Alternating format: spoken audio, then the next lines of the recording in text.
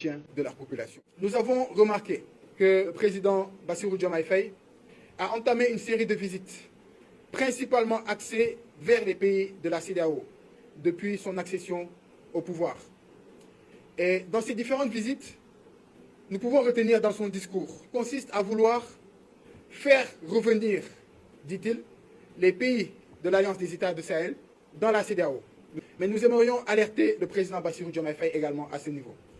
Nous aimerions lui dire que ces mêmes chefs d'État actuellement qui sont en train de l'exposer et de lui demander de faire revenir ces pays de l'Alliance des États du Sahel, ce sont ces mêmes chefs d'État qui se sont complotés pour mettre le Mali sous embargo. Ce sont ces mêmes qui se sont complotés pour fermer leurs frontières contre le Niger.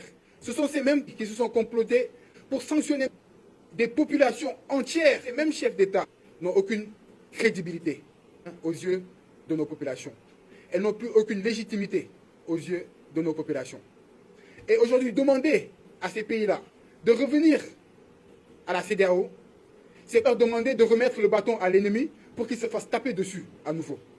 Parce qu'ils ont subi toutes sortes de pressions, des menaces même d'intervention militaire, rappelons-le. Parce que ces pays-là de la CEDEAO ont voulu faire la guerre au Niger. Donc nous l'invitons à ne point laisser ces chefs d'État exercer une quelconque manipulation à son endroit afin de faire vouloir revenir les pays de l'Alliance des États du Sahel.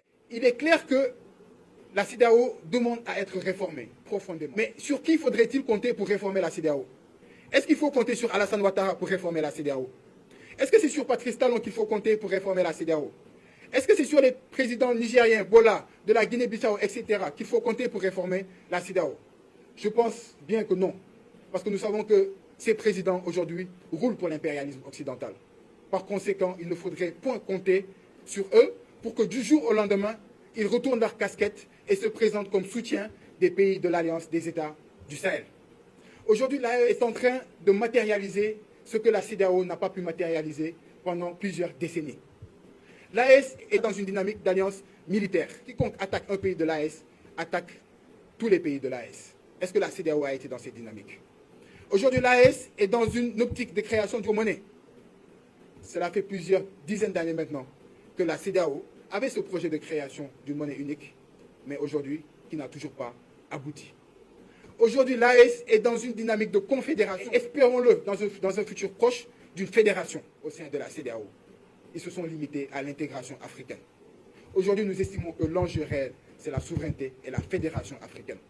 Donc aujourd'hui, est-ce qu'il faudrait casser cette dynamique révolutionnaire des pays de l'AES, qui sont dans une dynamique de fédération? Je pense que cela serait tout simplement vouloir interrompre ce processus d'autodétermination des peuples de l'AES. Et nous ne saurons l'accepter en aucun cas.